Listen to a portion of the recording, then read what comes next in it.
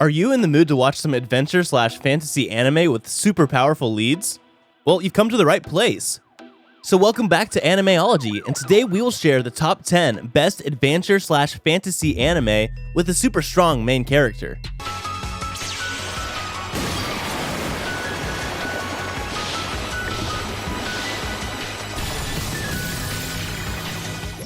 If you're looking for a series that is mostly fantasy and has a powerful main character, well, that's a lot of different choices. And in this video, I'm hoping to rank the best anime that leans more heavily into the adventure/fantasy roots. Before we begin, be sure to drop a like and subscribe down below for more anime top 10s. And without further ado, let's get right into the video.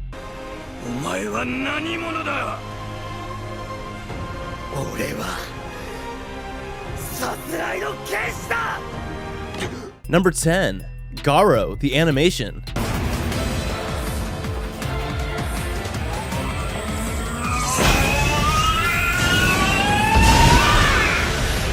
If you're talking about the 2015 season's most underappreciated anime, you're sure to have mentioned Garo somewhere in your conversation. No one expected an anime series that could hold itself together, much less walk on its own legs. The series doesn't aspire to be more than what it is, nor does it condemn itself to its own confines. That's exactly what Garo does, and it does so beautifully. Essentially, Garo is a story about good versus evil. There's nothing special nor wholly new about it, but that is where the show keeps it really tight. The series takes us to a fantastical but horrific world of plagues and demons and the protectors who fight against them. We follow Leon, a young Magi knight, struggling to discern between two ethos, a desire for revenge or the duty to protect. Its narrative may be sorely lacking and at times questionable, but it does have an ample amount of intrigue and cleverness. All in all, Garo unfolds a pretty decent and solid story, a tale of discovering one's duty and purpose. To sum it all up, Garo comes as a surprise.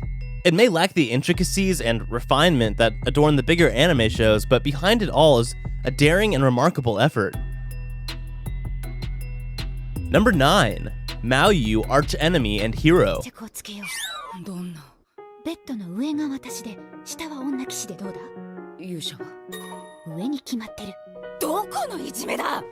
This anime is about the strong and powerful hero. After a long drawn-out war between demons and humans, the hero has decided to kill the Demon King and end this war once and for all. He didn't expect the menacing lord of the demons to be a girl. He also didn't expect that this girl wanted his help to end the war. This war is actually more than just the demons and humans killing each other for the greater good. It's a war driven by profit and politics. Hero is a bit surprised, and he decides that he will change this unacceptable practice of profiting from war. He decided to help the Demon King end the war.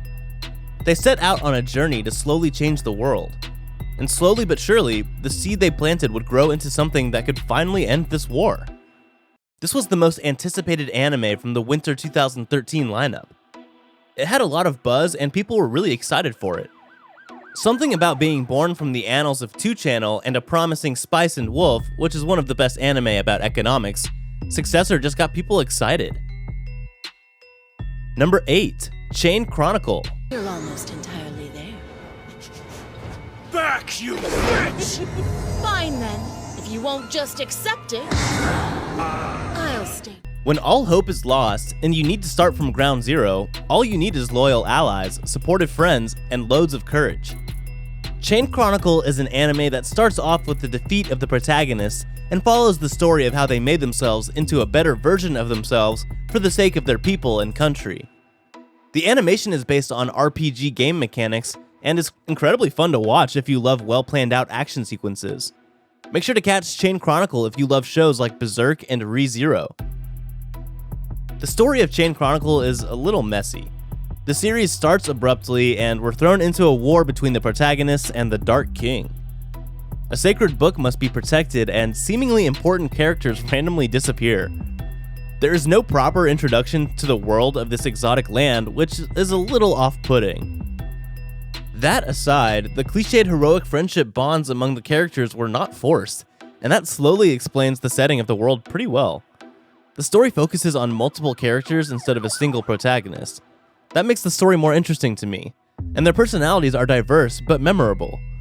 Characters have great development, and towards the finale, they show an excellent depiction of the strongest points. Number 7. Grimm's Notes the Animation.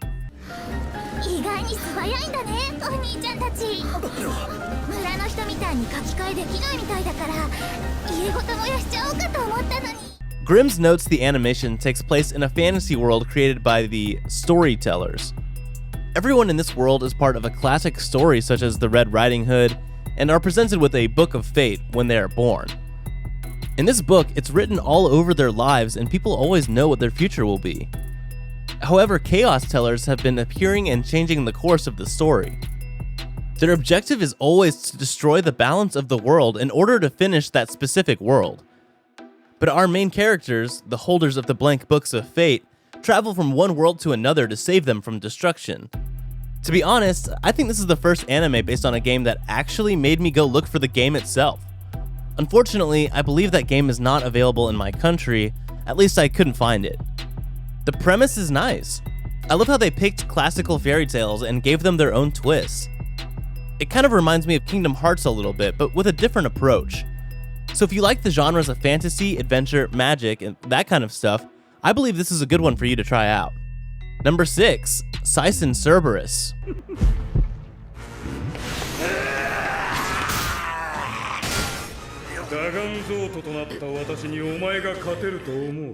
Seisen Cerberus follows the quest of one Hiro, a survivor of the Balboa tragedy, whereby in the attempt to seal the evil dragon Dragonzord, the deaths of many of those involved occurs as someone interrupts the sealing process. It's up to Hiro and a group of ragtag allies on a revenge quest to stop the dragon again. At its heart, this series is basically an adventure fantasy anime, existing in a world with many different races, magic, and monsters, and it provides a good setup for the story to unfold. In exploring this land, Hiro meets a bunch of different characters, whereby they form a traveling group, in a sense, to stop the Dragonzord. It's important to note the concept of friendship isn't really fleshed out throughout the series, as the relationships between individuals within the group felt more superficial, each having their own agenda rather than forming deep connections. In doing this, it provides a different atmosphere to the series, one usually not explored or delved into that much. Number 5. Dog Days.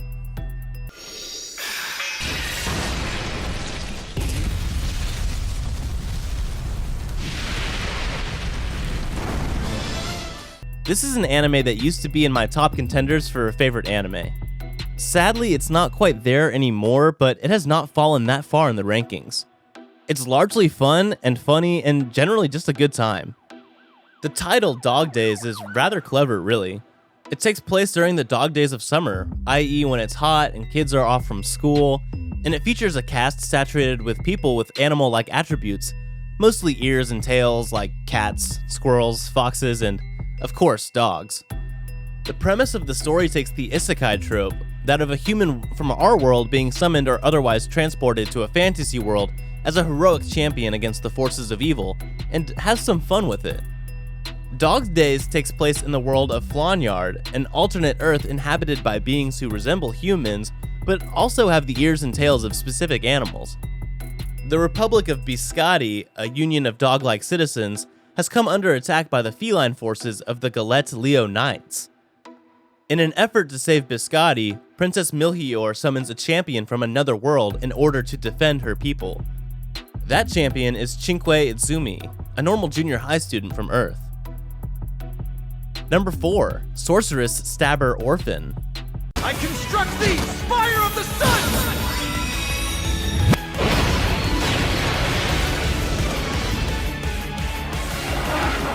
Based on the long-running novel series by Yoshinobu Akita, who wrote the story, and Yuya Kasaka, who did the art, the 2020 edition of Majutsushi Orphen Hagure Tabi tells the story of how Orphen, formerly known as Cry Lancello, has been on a journey for the last 5 years to find Atseli, his foster sister who turned into a dragon in a magic experiment gone wrong.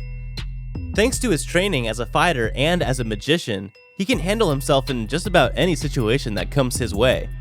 Regardless, he learns to rely on his nakama, claim, and magic as they journey through the lands as they face the ghosts of Orphen's past. As its story progresses, the pacing of Orphen does a great job of world building for the audience and its characters. Through Orphen's journeys, the viewer can learn about the world they live in a more organic manner as opposed to exposition. You learn not just the geography, but also the architecture and culture of each town, village, and city they visit. As they encounter other landmarks, the series also goes into a detail of its history and how and why magic can exist. Orphen does an excellent job of showing not just how things work, but how they also make sense. Number 3. Ixion Saga DT. いや、俺は一歩も動いてねえよ。金玉潰してバランス崩しちゃって悪かったな。今すぐ修正してやるから。 I've always been interested in the isekai genre. It strangely attracts me despite being known for being repetitive, unoriginal, or just plain boring. It's a shame that Ixion Saga DT was not mentioned in any of the isekai lists that I read, because it's probably one of the better isekais out there. Even though Ixion Saga DT was made in 2012, a period where isekai anime was not so mainstream, it still made fun of the isekai genre, pointing and making fun of cliches, which, not surprisingly, hasn't aged well. There are a lot of comedy aspects to the show that will surely make you almost laugh your ass off. In the span of 25 episodes, we get to see how the characters develop during their journey. However, there were some parts that in my opinion would be better left out, as it can get a bit annoying. The bottom line is that this anime, despite not being mentioned in any lists at all, is better than your current modern average isekai.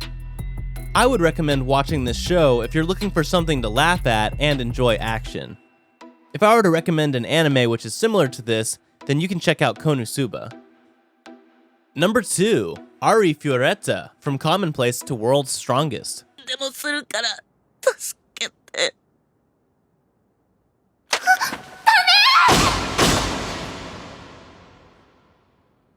17-year-old Hajime Nagumo is living a normal otaku life.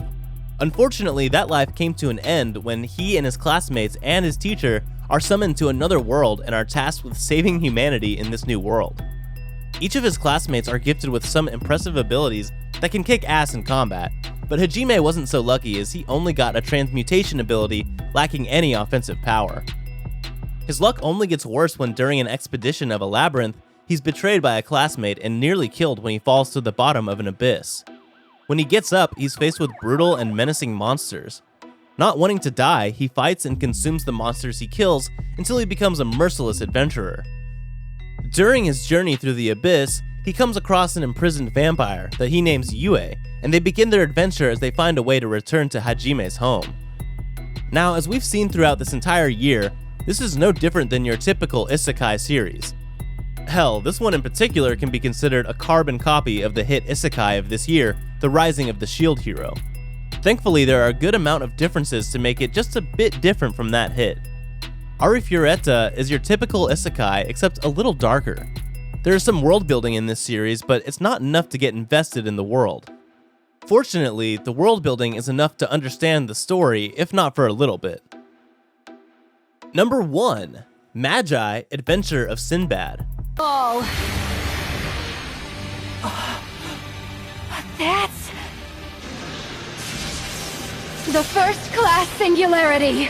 If rolling typhoons, spiraling out of swords, and sand giants shooting flames from their hands sound dazzling to you, this is definitely an animated try. There are magic tools, djinns, and magicians.